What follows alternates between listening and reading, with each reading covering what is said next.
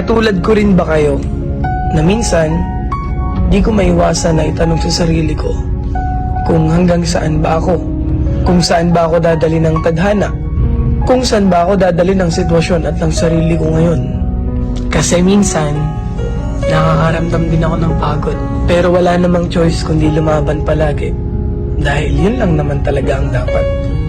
Kaya kung katulad lang din kita, lagi kang lumaban sa buhay, lagi kang magsumikap na maabot lahat ng mga bagay na gusto mo. Di naman lahat ng gusto mong matupad ay isang pitik lang. Lahat ng tagumpay at mga bagay na gusto mong matupad, pagod, puyat at hirap ang dapat mong isakripisyo. Tapos huwag kang susuko hanggang sa makuha mo na lahat. Kaya ikaw, alam kong katulad lang din kita, lumalaban ng patas sa buhay, gumagawa ng paraan para maging maganda ang buhay, nagsasakripisyo para sa magandang pamilya, nagsasakripisyo para sa sarili at para sa pamilya. Ingat kayo palagi, stay safe, and follow me.